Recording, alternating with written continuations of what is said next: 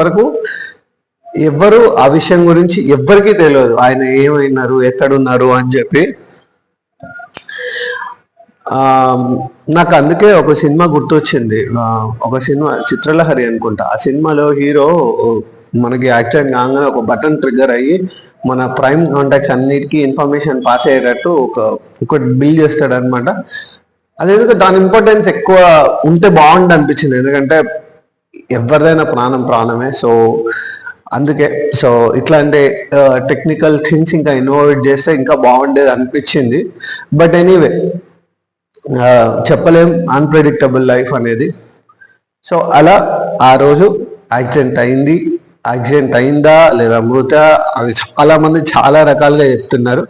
So మనం as it is పోలీసులు చెప్పిన దాని ప్రకారం వెళ్తే ఆ రోజు టోల్ గేట్ దగ్గర నుంచి ఆయన బైక్ డ్రైవ్ చేసుకుంటూ ఒక 6.5 కిలోమీటర్స్ తర్వాత ఒక రెడ్ కలర్ కార్ అంటున్నారు. సో ఆ కార్ అనేది డాష్ ఇచ్చిందా లేకపోతే ఆ వేగానికి అది తగిలి ఆయన పొదల్లోకి పడిపోయినట్టు చూపిస్తున్నారు అనమాట. సో బేస్డ్ ఆన్ దట్ మనకి ఆయనకు అట్లా యాక్సిడెంట్ అయింది అని అనుకుంటున్నారు.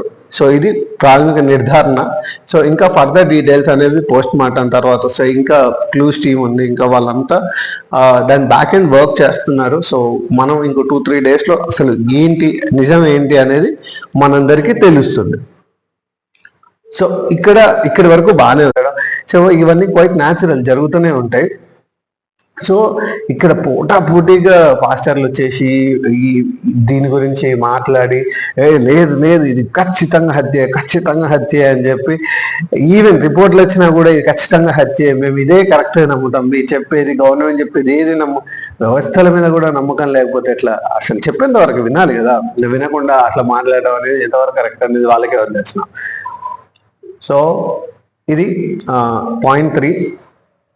సో వీళ్ళు ఎందుకు ఈ స్ట్రాటజీ బేసిక్గా ఇట్లా ఎందుకు చేస్తారు అంటే, లైక్ ఈ పర్టికులర్ సిచ్యువేషన్ని యూటిలైజ్ చేసుకుందామని అనుకుంటున్నారు అని నేను అనుకుంటున్నాను.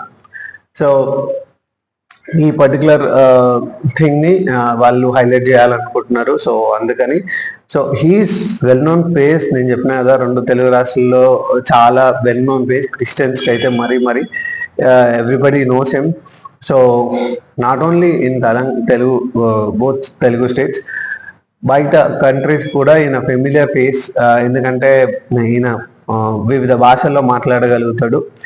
సో ఈయన మన దేవి దేవతల గురించి కూడా కొంచెం డిఫరెంట్, బ్యాడ్ కామెంట్ చేసినారు. బట్ అది ఇప్పుడు టాపిక్ కాదు కాబట్టి నేను మాట్లాడట్లేదు. ఎనీవే, చనిపోయిన వ్యక్తికి మనం